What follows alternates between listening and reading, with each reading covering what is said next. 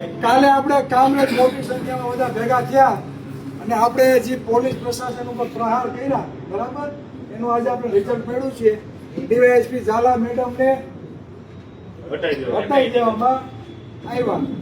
હવે કહેવાની વાત એ છે કે આજે અહીંયા વાત થઈ એમ નહીં, પણ હું ખુદ એમ કહું કે આજે મારા કન્ટિન્યુ ફોન ચાલુ હતા, કન્ટિન્યુ.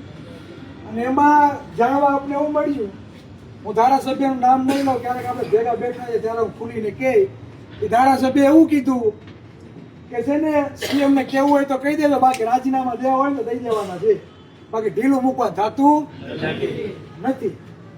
એટલે આપણે સત્ય પીરસીએ છીએ, એવું કાંઈ નથી, બરાબર. જે સાચું છે એ આપણે કહેવાનું. મેં તો એ કીધું, એને પૂછી લ્યો, એની તૈયારી હોય તો નામ જાહેર કરીને આપણે એને કહીએ. કેમ કે રાજીનામાની વાત કરવી કોઈ નાની માના ખેલ નથી. સત્તા પક્ષના ધારાસભ્યની વાત કરું છું. સત્તા પક્ષનો ધારાસભ્ય એમ કે મારા સમાજને અન્યાય ન મળે, બાકી રાજીનામા દઈને આ જવાનું થાય, આ કોઈ નાની વાત નથી. એટલે આપણા માટે, સમાજ માટે બહુ ગર્વની વાત કહેવાય કે સમાજમાં આવા મહાપુરુષનો જન્મ થયો, બરાબર. એને પેલા જે કર્યું હોય, પણ અત્યારે સાથી ઠોકીને જે વાત કરી ને કે આપણા માટે બહુ આનંદની વાત કહેવાય. જેથી આપણી વ્યક્તિ રૂબરૂ મળે ને તેથી આપણે એના ચરણો સ્પર્શ કરવાની આપણે ઘણી બધી ઈચ્છા છે. ભલે અત્યારે થતું હોય કે આપણું કઈ હાલતું નથી, કોઈ સાંભળતું નથી, પણ એને એક અંદરથી આવું કીધું કે આપણું કાંઈ ન થાય તો આપણે અહીંયા રાજીનામું દઈ જવાનું છે. બીજી વાત કે ન્યા જે લોકોએ ચર્ચા કરી, એસઆઈટીની જે નિમણૂક થઈ કે 307 જેવા ગુનામાં એસઆઈટીની ટીમની રચના થઈ, એટલે બહુ મોટી વાત કહેવાય કે આઈપીએસ કક્ષાના દરજ્જાને વધુ આપ્યો. પણ જ્યાં લગી આપણા આગેવાનો પાસે કમાન્ડ છે, બરાબર, તો એક વાત ચોક્કસ કે એના ઉપરવટ જવાથી પર કઈ ફાયદો નથી. તો શું થશે, આપણે ઉપરવટ જાય તો એમ થાય કે આ તો અંદર અંદર જ આ બધા કથા હાલે.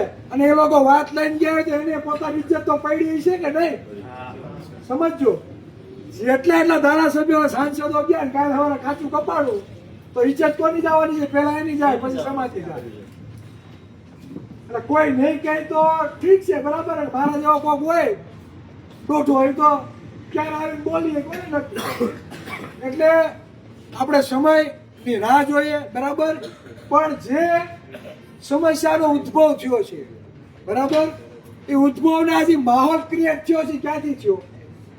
જ્યારે નવનીતભાઈને ઢોર મારવામાં આવ્યો તે પછી નવનીતભાઈ દ્વારા ફરિયાદ લખાવવામાં આવી અને એ ફરિયાદમાં પોલીસ પ્રશાસનના અધિકારીઓએ મિલીભગત કરવામાં આવી અને ફરજ ઉપર બેદરકારી દાખવવામાં આવી.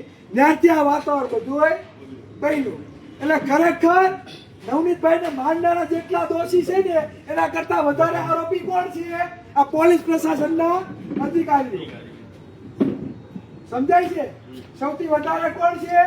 પોલીસ પ્રશાસનના અધિકારીઓ. કાયદો બધા માટે સમાન. તમે કાયદા ઉપર બેદરકારી રાખો એટલે એના ઉપર ગુનો બને છે અને બને છે. એટલે હું તો પહેલેથી જ છે ને કહેતો આવું કે પીઆઈ અને ડીવાયએસપી છે ને એના વિરુદ્ધ લેખિત આપણે આપવાની છે અને આપવાની છે. જે આગેવાનો છે એટલે આપણે કઈ ઢીલું પડી જવાનું નથી. પાયલ ગોટીનો જે હજી 1.5 વર્ષ જ્યાં રિપોર્ટ નથી આવ્યો એમ કદાચ આપણો હોતા નહીં ન આવે. એટલે આપણી જે લડત છે એ ચાલુ રહેવી જોઈએ.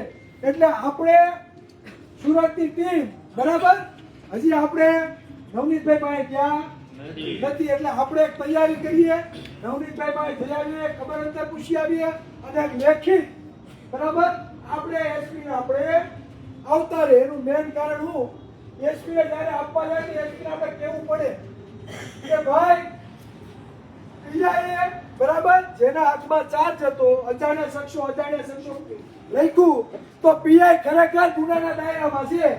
તો એસપી તરીકે તમે શું કહ્યું ભાઈ? તમે પીઆઈ ઉપર ગુનો કેમ દાખલ ના કર્યો? આ સવાલો કેને કરવાના છે? એસપી ને. આપણે કેની ગુના દાખલ કરીએ તો એનું કામ શું છે ભાઈ? આપણે કહીએ અને આપણે બતાવીએ કે ફલાણી કલમ મુજબ આ પીઆઈ ઉપર ગુનો દાખલ થાય છે તો એસપી નું કામ શું છે?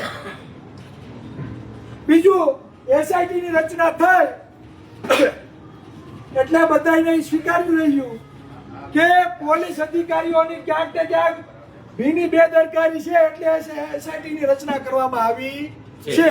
એટલે આની પહેલા જે પણ લોકોએ તપાસ કરી છે એ બધા ફરજ બેદરકારીમાં અને મિલી ભગતમાં એ બધા આવે છે. એટલે એના ઉપર પણ લીગલ એક્શન લેવા જોઈએ. એટલે અત્યાર લગી ખાલી મૌખિક વાતો કરી છે કે ફલાણો પીએ કે ફલાણા ડીવાયએસપી આમ કર્યું છે, પણ આપણે લેખિત કર્યું નથી. એટલે લેખિત આપવાનું એ કે આપણે એસપી ને લેખિત આપીએ અને એસપી પાસે સત્તા છે કોઈ પણ પોલીસ બેદરકારી રાખે કોઈ બી પોલીસ કર્મચારી તો એસપી ગુનો દાખલ કરી શકે. એ ન કરે તો પછી આપણે કોર્ટમાં જજને આપણે લેખિત કરી શકીએ. પણ આપણે એસપી ને દેવું પડે વહેલામાં વહેલી તકે. અને એસપી 2-3 દિવસમાં કાર્યવાહી ન કરે તો એસપી ના નામ જોડે આપણે કોર્ટમાં પણ આપી શકીએ કે ભાઈ એસપી એ કેમ પીઆઈ અને ડીવાયએસપી વિરુદ્ધ પગલા લીધા નથી. સમજાય છે? એટલે આ જે ઓર્ડરો થયા છે પીઆઈ ના અને ડીવાયએસપી ના ઉપરથી થયા છે, કોઈ એસપી એ કર્યા નથી. સમજાય છે? એટલે મારી એક જ વાત છે કે ભાઈ આપણે બગદાણા જાય નવનીતભાઈ ની ખબર અંતર પૂછીએ અને બપોર પછી એસપી ને આપણે લેખિત રજૂઆત કરીએ. બરાબર? ત્યાં જેટલા પણ આગેવાનો છે એ બધા સાથે વાતચીત થઈ છે. એને કીધું છે બુધવારે આવો તો મોસ્ટ વેલકમ. બુધવાર પછી તમે આવો, અમે તમારી સાથે આપણે એસપી ને લેખિત આપી આવીએ. બરાબર? તો જો આપણે જવું હોય તો કાલે બધા સહિયારે બધા જઈએ, નવનીતભાઈ ને ખબર અંતર પૂછી લઈએ અને બપોર પછી જો બાપાના દર્શન કરવા હોય દર્શન કરીને આપણે એસપી પાસે પહોંચે. આપણે ત્યાં કઈ ધમાલ કરવા જવાની નથી. આપણે તો લેખિત રજૂઆત કરવા જવાની છે જે આપણો હક છે. બરાબર? અને બીજું ઈ ખાસ એક નોંધ લેવાની છે અને હવે આ દક્ષિણ ગુજરાતમાં જાય ને ત્યારે કહેવાનું છે કે જેના મત નથી એ ગૃહમંત્રી બનીને બેઠા અને આખા ગુજરાતને ખબર હતી કે સોમવારે કોળી સમાજના બધા આગેવાનો એમએલએ ધારાસભ્ય ગાંધીનગર ગૃહમંત્રીને અને મુખ્યમંત્રીને મળવા આવવાના છે. બરાબર? તો આપણા ગૃહમંત્રી ત્યાંથી કલટી મારીને રાજકોટ વયા ગયા. આપણા મતથી ચૂંટાઈ ભાઈ ધારાસભ્ય બન્યા. બરાબર? ગૃહમંત્રી બની ગયા અને આપને મોઢું બતાડીને ભાગે. બરાબર? તો એને બીજી વખત મત ન અપાય, એને ઘરે બેહાડી દેવાય. એટલે આપણે હવે જયારે પાછા એ વિસ્તારમાં જવું એટલે એને કહેવાનું છે આપણા ભાઈઓને. બરાબર? કે જેથી આપણે રજૂઆત કરવા ગયા હતા 40% કોળી સમાજના જેના મતથી સરકાર બને છે. બરાબર? હવે એની રાહ ન જોઈએ. જો મોટું ફેરી નહીં જાય તો એવા ગૃહમંત્રીને આપણે કઈ જરૂર નથી.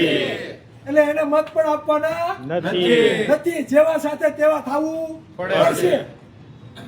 નકર રહેવું પડે ને. આખા ગુજરાતને ખબર હતી. બરાબર? અને આપણું નો રાખે કઈ ને આપણે આગેવાનનું તો રાખવું જોઈએ ને. હે એ કઈ મોટી બધી તોપ છે? તોપ છે કઈ નહીં. આપણે બેસાડા છીએ આપણે રક્ષણ માટે. તો આ ભાઈ તો વયા ગયા રાજકોટ અને મને તેવાય સમાચાર મળ્યા કે રાહ જોતા હતા આપણા લોકો એ આવે પછી એને લેખિત રૂબરૂ રજૂઆત કરે, પણ ભાઈ આવ્યા જ નહીં. એટલે આપણે એક નોંધ લેવા જેવી બાબત છે. એટલે હવે જો કાલે આપણે નીકળવું હોય બરાબર તો સહિયારા પ્રયત્ન કરીને બાપા બજરંગદાસ બાપાનું નામ લઈને આપણે અહીંથી શરૂઆત કરીએ. બરાબર? નવનીતભાઈ ની મુલાકાત લઈને પછી બગદાના દર્શન કરી ત્યાંથી આપણે ભાવનગર એસપી ની મુલાકાત કરીને આપણે બુધવાર મહેમાન છે બુધવારે